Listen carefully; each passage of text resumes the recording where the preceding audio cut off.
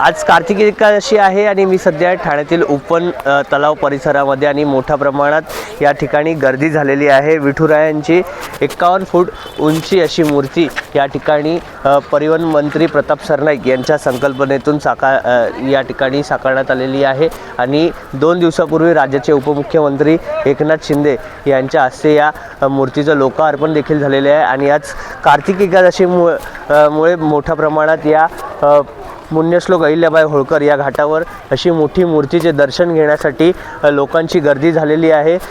जे नागरिक आहेत ते या ठिकाणी फोटो टिपताना आपल्याला पाहायला मिळतं आहे। या संपूर्ण परिसरामध्ये आता गर्दी व्हायला लागली आहे। एकंदरीत हा उपवन हा पर्यटन स्थळ मानला जातो आणि मोठ्या प्रमाणात दर्शन घेण्यासाठी या ठिकाणी नागरिक येताना आपल्याला पाहायला मिळते। आपण काही नागरिक आहेत त्यांच्याशी आपण बातचीत करण्याचा प्रयत्न करूया। मॅडम कुठून आल्या आहात आणि याच पांडुरंगाची मूर्तीचे दर्शन घेत आहेत? तर याच ठिकाणी आणखीन काही जे नागरिक आहेत त्यांच्याशी बातचीत करणार। मॅडम कुठून आला आहात? मुलुंडवरून। 51 फूट उंच मूर्तीचे दर्शन या ठाण्यामध्ये आणि आज एकादशीच्या मुहूर्तावर आम्ही आज इथे आलेलो आहे। दादा तुमची काय भावना आहे?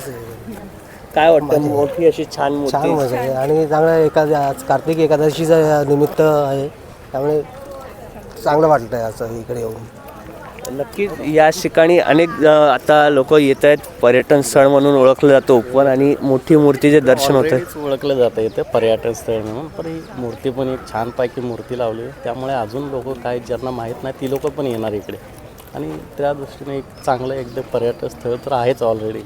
हा परिसर पूर्ण बघितला तर पूर्ण एक म्हणून एकदम पर्यटन स्थळासाठी काय बरोबर आहे। ही मूर्ती लावल्यामुळे अजून 4 चांद होतील असा हिसाब झाला आहे म्हणजे ठाण्यात।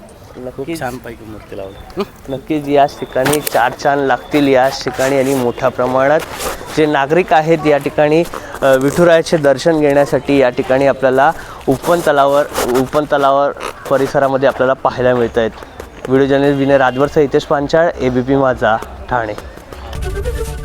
एबीपी माझा, उघडा डोळे बघा नीट।